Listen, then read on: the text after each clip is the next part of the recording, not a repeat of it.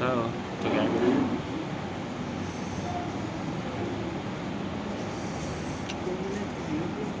السلام علیکم ورحمۃ اللہ وبرکاتہ۔ الحمد للہ وحدہ والصلاة والسلام علی من لا نبی بعدہ، اما بعد فاعوذ باللہ من الشیطان الرجیم، بسم اللہ الرحمن الرحیم۔ انا انزلناه فی لیلۃ مبارکۃ انا کنا منذرین فیہا یفرق کل امر حکیم، صدق اللہ العظیم وصدق الرسول النبی الکریم، ونحن على ذلك من الشاهدین والشاکرین والحمد للہ رب العالمین۔ اللہ رب العزت کا بے انتہا فضل و کرم ہوا جس نے مجھے اس بابرکت رات میں آپ سے کچھ باتیں کہنے کا موقع عنایت فرمایا۔ میں تو اپنے آپ کو اس قابل نہیں سمجھتا کہ آپ سے مخاطب ہوں اور آپ سے کچھ کہوں، لیکن اللہ نے مجھے یہ سنہرا موقع عطا فرمایا۔ اللہ تبارک و تعالیٰ اپنے کسی بھی بندے کو منتخب کر لیتے ہیں اپنے کام کے لیے، اپنی بات سنانے کے لیے اور اپنی بات سننے کے لیے۔ آپ نے دیکھا کہ مسجد میں کئی لوگ نماز پڑھنے کے لیے آئے، لیکن اللہ تبارک و تعالیٰ نے اپنے حبیب کی تعریف کو سننے کے لیے اور میری باتوں کو سننے کے لیے، دینی واقعات کو سننے کے لیے، اپنے ایمان کی حرارت کو بڑھانے کے لیے اللہ نے آپ کو منتخب فرمایا۔ آپ بہت ہی خوش نصیب ہیں، آپ بہت دیر سے صبر کا مظاہرہ کر رہے ہیں۔ انشاءاللہ آپ کا یہاں بیٹھنا ہرگز بھی ضائع نہیں جائے گا۔ میری بات کو آپ لکھ لیجئے کہ آپ کا یہاں بیٹھنا ہرگز بھی ضائع نہیں جائے گا، کیونکہ یہ بادشاہوں کے بادشاہ رب العالمین کا دربار ہے۔ یہاں جو بیٹھتا ہے، جو بھکاری بن کے بیٹھ جاتا ہے، وہ خالی ہاتھ واپس نہیں جا سکتا۔ میرے عزیز دوستوں اور بزرگوں، گزشتہ آپ نے شب معراج کے عنوان سے میں نے آپ سے خطاب کیا، آپ نے بہت ہی قیمتی باتیں سنی۔ پتہ نہیں اس میں سے کتنے لوگوں نے اس پر عمل کیا اور کتنے لوگوں نے میری باتوں کو ضائع کر دیا۔ ہمارا کام تو سنانا ہے، میرا کام تو سنانا ہے، آپ تک پہنچانا ہے، اور آپ کا کام عمل کرنا ہے۔ اگر نہیں کریں گے تو آپ کا نقصان ہوگا، اگر عمل کریں گے تو آخرت میں آپ کو فائدہ دکھے گا، کیونکہ ہر چیز ہر جگہ نہیں چلتی۔ جو چیز جہاں چلنا ہے، جس چیز کی اہمیت جہاں ہے وہیں ہوتی ہے۔ آپ غور کر لیجیے، اگر کوئی ڈاکٹر عدالت میں چلا جائے، کورٹ میں چلا جائے تو اس کی کوئی اہمیت نہیں ہے، وہ عام آدمی ہے۔ لیکن کوئی لائر، کوئی وکیل اگر عدالت میں چلے جائے تو اس کی وہاں اہمیت ہے۔ اور وکیل اگر دواخانے میں، ہسپتال میں آ جائے اور بیٹھ جائے، لوگوں کو دوائیں لکھ کر دینے لگے، تو کوئی جا کر اس کے پاس علاج کرائے گا؟ نہیں کرائے گا، کیونکہ اس کی وہاں پر اہمیت نہیں ہے۔ لائر کی اہمیت عدالت میں ہے، ڈاکٹر کی اہمیت دواخانے میں ہے۔ اسی طرح جس چیز کی اہمیت جہاں ہوتی ہے وہیں ہمیں نظر آتی ہے۔ میرے عزیز دوستوں، نیکیوں کی اہمیت ہمیں آخرت میں پتہ چلے گی کہ ایک ایک نیکی کتنی قیمتی ہے اور کتنی اہم ہے۔ آج ہمیں پتہ نہیں چلے گا، کیونکہ نیکیاں دکھتی نہیں ہیں، اس لیے پتہ نہیں چل رہا۔ جب آخرت میں ہمارا نام اعمال کھلے گا، اس کا ذخیرہ کھلے گا، تو ہمیں پتہ چلے گا کہ ہم نے یہ کام کیے تھے۔ ہم تو برائیاں کر کر بھول جاتے ہیں، لیکن اللہ رب العزت کے یہاں نوٹ ہو رہی ہے ہر چیز۔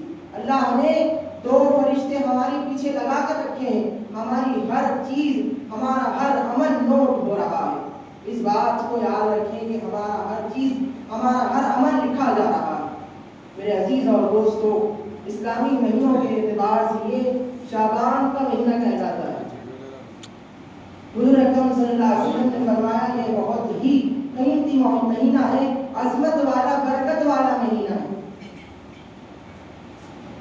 اہل لغت نے لکھا کہ شعبان تشعب سے ماخوذ ہے، جس کے معنی شاخ در شاخ ہونے کے آتے ہیں، اور اس کی تائید حضرت انس رضی اللہ تعالیٰ عنہ کی روایت سے ملتی ہے کہ حضرت انس رضی اللہ تعالیٰ عنہ فرماتے ہیں کہ جو لوگ شعبان میں روزہ رکھیں گے ان کے لیے شاخ در شاخ نعمتیں میسر ہوگی، یہاں تک کہ وہ جنت میں داخلہ ان کو دلا دیا جائے گا۔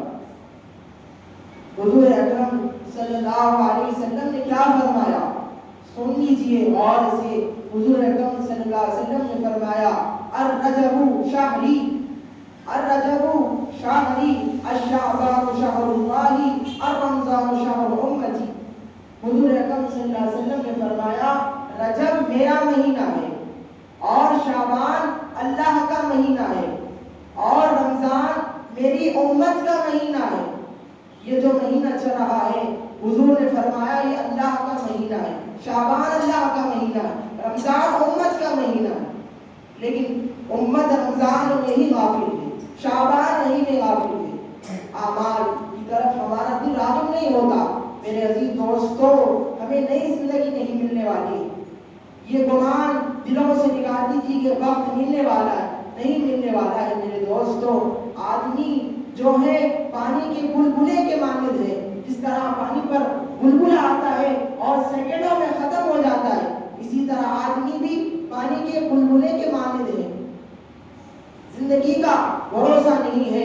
بزرگوں نے زندگی کو برف سے تعبیر کی ہے، برف کو دیکھتے رہتے ہیں آپ کس طرح پگھلتا ہوا چلا جاتا ہے، ختم ہو جاتا ہے۔ ہماری زندگی بھی ایسی ہی ہے، پگھلتے رہے گی، ایک دن ختم ہو جائے گی۔ میرے عزیز دوستو، آپ لوگوں نے بہت سالوں سے خطابات کو سنے، بیانات کو سنتے آ رہے ہیں، سال در سال گزرتے جا رہے ہیں، مگر زندگی میں تبدیلی نہیں آئے گی تو میرے عزیز دوستو خبر میں پچھتاوا ہوگا۔ جہاں وہاں پر میری ہر بات آپ کو یاد آئے گی کہ علیم الدین ہم سے مخاطب ہو کے ہر وقت ہر لمحہ کہتا تھا کہ خبر کی تیاری کر لو، وہاں پر افسوس کرنے سے کچھ نہیں ہوگا۔ میرے عزیز دوستو، اگر کوئی بچہ سال بھر نہیں پڑھا اور ایگزام میں جا کر افسوس کرے گا تو آپ اس کے افسوس کو شاباشی دیں گے آپ لوگ؟ شاباشی نہیں دیں گے، افسوس کریں گے۔ تو ایسے ہی ہے کہ اللہ تبارک و تعالیٰ کے پاس ہمارا امتحان ہونا ہے، ہمارا ایگزام ہونا ہے، ہمیں آج اسی تیاری کرنا ہے۔ جو زندگی برائیوں میں گزر گئی وہ گزر گئی، لیکن آج سے مسجد سے جب اٹھے تو یہ سوچ کر اٹھے کہ اے اللہ، میں آج سے اپنی زندگی میں تبدیلی لاؤں گا، نماز کی پابندی کروں گا اور نیک اعمال کروں گا اور برائیوں سے دور رہوں گا۔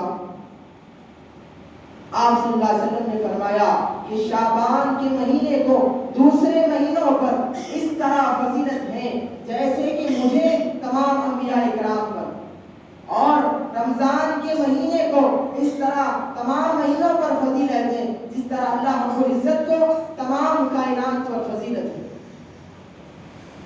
آپ صلی اللہ علیہ وسلم نے فرمایا کہ رجب اور رمضان کے درمیان ایک مہینہ ہے جس سے لوگ غافل ہیں، جس کو لوگ نہیں جانتے، جس کا علم لوگوں کو نہیں ہے، وہ بڑا اہم مہینہ ہے، بڑا قیمتی مہینہ ہے، بابرکت مہینہ ہے۔ آپ صلی اللہ علیہ وسلم نے فرمایا کہ اس مہینے میں، شعبان کے مہینے میں ہمارے اعمال اللہ رب العزت تک پہنچائے جاتے ہیں۔ میرے عزیز دوستو، امتحان کا جب وقت ہو جائے، ایگزام کا جب وقت ہو جائے تو افسوس کر فائدہ نہیں ہے۔ دنیا میں جو ایگزام ہوتا ہے اس میں معلومات کا سوال ہوتا ہے، معلومات کا سوال ہوتا ہے کہ بچے نے کتنی نالج حاصل کر لی ہے، کتنی اسے معلومات ہو گئی ہے۔ حضرت شاہ جمال الرحمن صاحب نے بہت ہی قیمتی اور بہترین بات کہی ہے کہ اللہ رب العزت کے پاس معلومات کا نہیں، معلومات کا ایگزام دینا ہے۔ ہماری ڈیلی روٹین ہے، ہمیں اس کا حساب دینا ہے۔ اللہ رب العزت آپ سے یہ نہیں پوچھیں گے کہ میرے بندے بتا شب برات کب تھی، شب قدر کب تھی، میں نے تیرے اوپر کتنی نمازیں فرض کی تھی۔ اللہ یہ سوال نہیں کریں گے، اللہ یہ پوچھیں گے میں نے تجھ پر اتنی نمازیں فرض کی تھی، بتا تو نے کتنی پڑھی۔ میرے عزیز دوستوں اور بزرگوں، ہم ہر چیز کو اپنائے ہوئے ہیں اور اللہ سے دور ہے، اس لیے ہمارے پاس جتنی بھی نعمتیں آئیں ہمیں کم ہی لگ رہی ہیں۔ ہمارے پاس اگر کتنے بھی پیسے آ جائیں، کتنا بھی سونا آ جائے، کتنی بھی ہماری بلڈنگ کی تعمیر ہو جائے، بینک بیلنس آ جائے، ہمیں پھر بھی کم لگ رہا ہے۔ میرے عزیز دوستو، اس لیے کہ ہم اللہ سے دور ہیں۔ اسامہ ابن زید رضی اللہ تعالیٰ عنہ سے مروی ہے کہ انہوں نے نبی نبی اکرم صلی اللہ علیہ وسلم سے ایک مرتبہ پوچھا کہ آپ صلی اللہ علیہ وسلم آپ شعبان کے مہینے میں اس درجہ کثرت سے روزے کیوں رہا کرتے تھے؟ تو آپ صلی اللہ علیہ وسلم نے فرمایا میں شعبان کے مہینے میں اس لیے روزوں میں کثرت کرتا تھا کہ شعبان کے مہینے میں ہمارے اعمال اللہ کے پاس پہنچائے جاتے ہیں، اس لیے میں چاہتا ہوں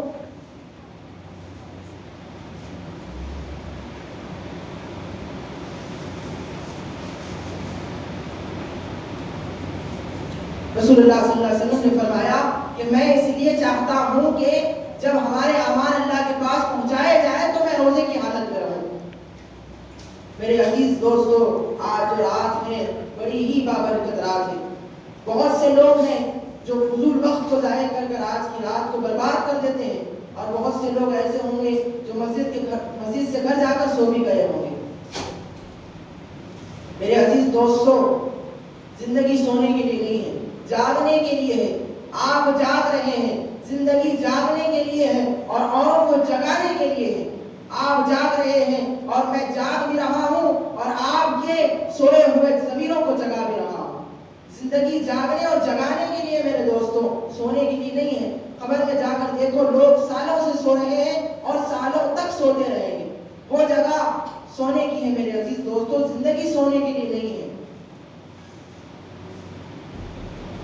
حضرت عائشہ رضی اللہ تعالیٰ عنہ روایت کرتی ہیں کہ ایک مرتبہ حضور اکرم صلی اللہ علیہ وسلم میرے حجرے میں آرام فرما رہے تھے۔ میں رات کے کسی حصے میں بیدار ہوئی اور میں نے دیکھا کہ آپ صلی اللہ علیہ وسلم بستر سے غائب ہیں، تو میں پریشان ہو گئی۔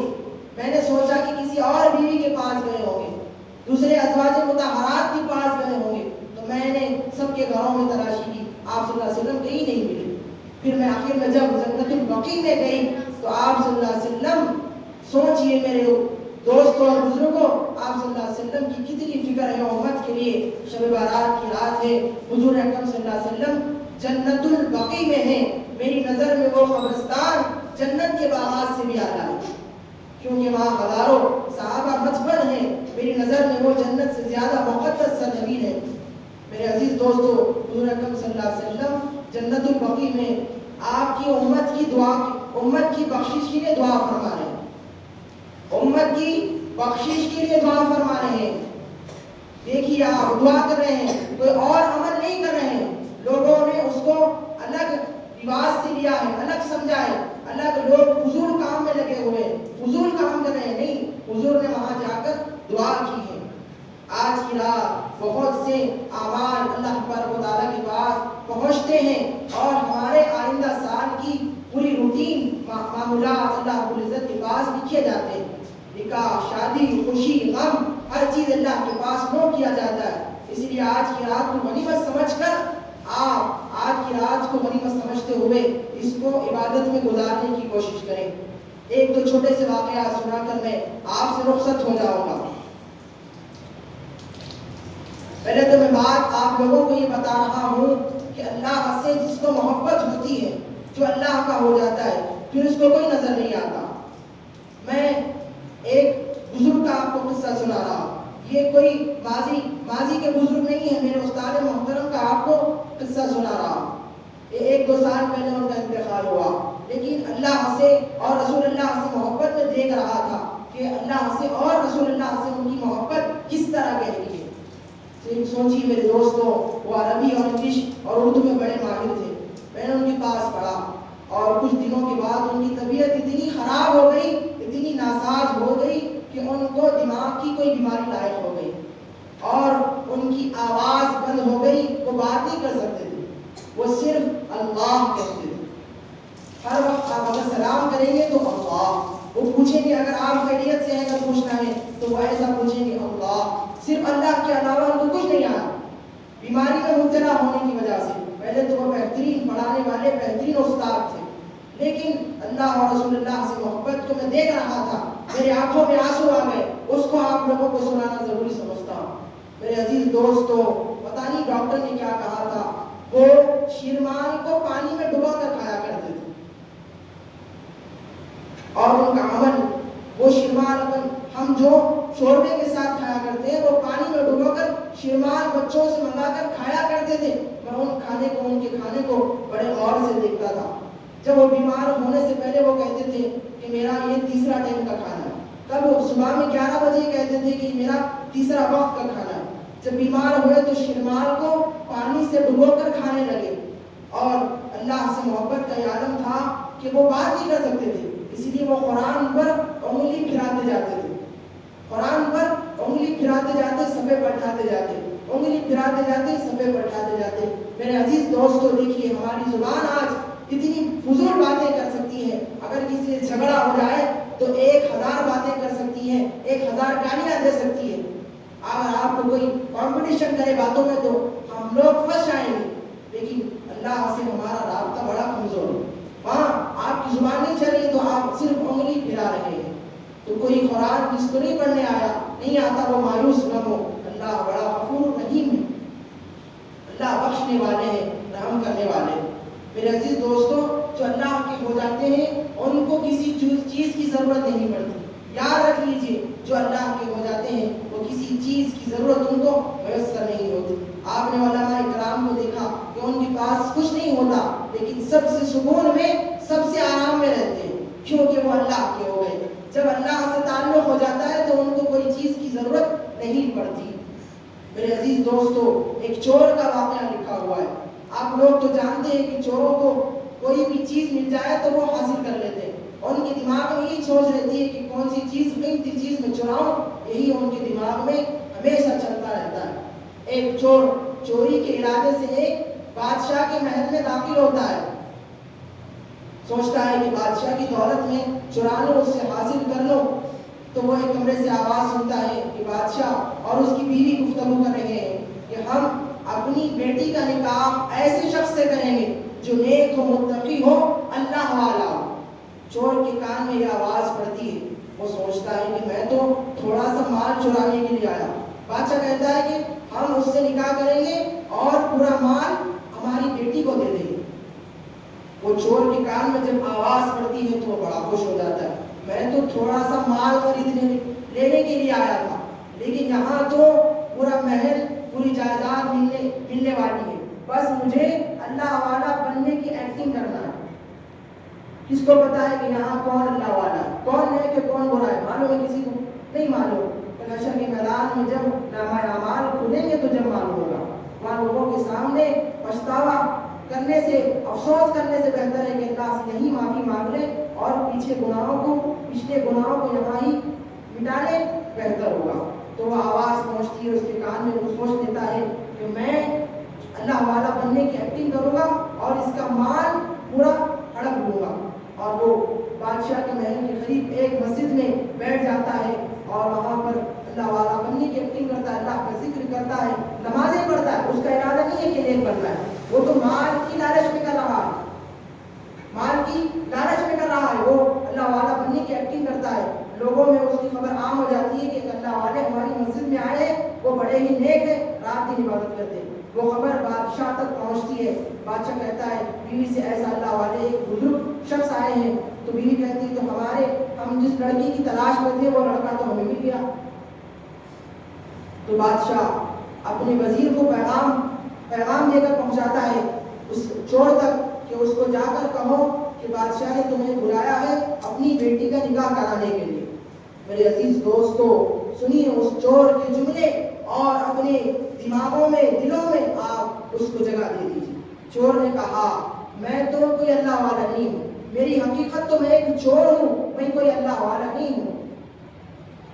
میرے عزیز دوستو کہتا ہے میں کوئی اللہ والا نہیں ہوں، میں تو چور اللہ والا دکھنے کا دکھاوا کر رہا تھا بادشاہ کا مال ہڑپنے کے لیے۔ جب میں نے اللہ کی عبادت کی، اس میں کثرت کی، تو اللہ نے مجھے اپنا بنا لیا۔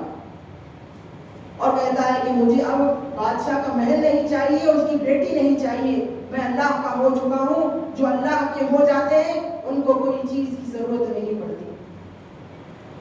میرے عزیز دوستو، اس پیغام کو یہیں تک مت رکھیے، میری ماؤں بہنوں تک ضرور پہنچا دیجیے، کیونکہ میرے عزیز دوستو بچوں کے بدلنے میں ماؤں کا بڑا کردار ہوتا ہے۔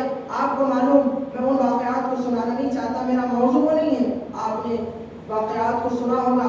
شیخ عبد القادر جیلانی رحمۃ اللہ علیہ اتنے بڑے بزرگ کیسے بن گئے؟ یوں ہی نہیں بنے. آپ پیچھے کے واقعات کو پڑھیں، ان کے ماں باپ کیسے تھے، کیسے نیک تھے، تو وہ کیسے بزرگ بن گئے. تو ماؤں کو بھی بڑا نیک بننا بڑا ضروری ہے. اور آپ صلی اللہ علیہ وسلم کا کیسے تھا رویہ لوگوں کے ساتھ، آپ دیکھ لیجیے واقعات کے ہوئے. جی دوستو، ایک چھوٹا سا واقعہ سنا کر میں آپ سے رخصت ہو جاؤں گا. حضرت بایزید بستامی رحمۃ اللہ علیہ سے ملاقات کے لیے ایک شخص اپنے گھر سے، اپنے شہر سے نکلا. بایزید بستامی ایک وقت کے بڑے بزرگ گزرے ہیں، ان سے ملاقات کے لیے نکلا. راستے میں اس نے تھکان محسوس کی تو ایک درخت کے نیچے آرام کرنے کے لیے لیٹ گیا. اور درخت کے اوپر جب دیکھا تو دو چڑیا آپس میں بات کر رہی ہے. اور وہ شخص چڑیوں کی بولی جانتا تھا. جیسے کہ حضرت سلیمان علیہ السلام چرند پرند جانوروں کی بولی جانتے تھے، اس طرح وہ شخص بھی ان چڑیوں کی بولی جانتا تھا. چڑیا آپس میں بات کر رہی ہے، یہ شخص جو لیٹا ہوا ہے تم جانتے ہو کہ یہ کہاں جا رہا ہے؟ یہ حضرت بایزید بستامی جو بزرگ ہیں ان کے پاس جا رہا ہے، مگر ان کا تو انتقال ہو گیا. یہ شخص بڑا پریشان ہو گیا. میں تو اتنے دور طویل دراز سفر کر آپ سے ملاقات کے لیے آیا، لیکن یہ چڑیا تو کہہ رہی ہے کہ ان کا انتقال ہو گیا، مگر اتنی دور سے آیا ہوں تو جب کم سے کم ان کا دیدار تو کر لوں. وہ اس غرض سے چلتا ہے، حضرت بایزید بستامی کے پاس پہنچتا ہے تو دیکھتا ہے کہ وہ صحیح سالم ہیں، ان کی موت نہیں ہوئی ہے. میرے عزیز دوستو، حضرت بایزید بستامی وقت کے بزرگ ہیں. انہوں نے پوچھا اس شخص سے کہ اس وقت کا واقعہ ہے، یہ کس وقت کا، کس دن کا واقعہ ہے؟ تو اس شخص نے کہا کہ فلاں دن اور فلاں وقت کا واقعہ ہے. تو حضرت بایزید بستامی نے فرمایا چڑیا سچ کہہ رہی تھی، اس وقت میرا دل کچھ دیر کے لیے اللہ کے ذکر سے غافل ہو گیا تھا. اس لیے چڑیوں نے ایسا کہا کیونکہ جس کا دل اللہ کے ذکر سے غافل ہو جاتا ہے وہ مردہ ہو جاتا ہے. دیکھ لیجیے ہمارا دل بھی آج مردہ ہو چکا ہے، ہمارے دلوں کو زنگ لگ چکا ہے.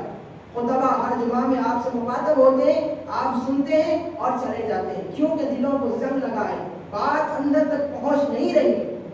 خطبہ کا مقصد یہاں بیٹھنا ایک ہی ہوتا ہے کہ آپ کے ایمان کو جلا بخشے اور آپ کی روح میں تازگی لائے اور آپ کو عمل پر ابھارا جائے، آپ کو موٹیویٹ کیا جائے. یہ مقصد ہے. یہاں بیٹھ کر وقت کو ضائع کرنا، بات کو سننا اور سنانا نہیں ہے، مقصد تک پہنچنا ہے. اور جو مقصد تک پہنچتا ہے وہی کامیاب ہوتا ہے. میں ہمیشہ سے کہتا ہوں جو شخص مقصد تک پہنچ جاتا ہے وہی کامیاب ہوتا ہے. ایمان والے کا مقصد ہے اللہ کی رضا اور جنت. اگر وہ وہاں چلے جائے گا، اللہ کی رضامندی سے جنت میں جائے گا، وہ اپنے مقصد تک پہنچ گیا. اور بیان کا مقصد ہے آپ کا عمل، اور آپ عمل کرنے لگیں گے تو خطبہ کا بیان کرنا آپ سے کامیاب ہو گیا. بہت سی باتیں آپ سے کرنی تھی لیکن وقت مجھے اجازت نہیں دے رہا، اس لیے میں آپ سے زیادہ کچھ نہیں کہوں گا.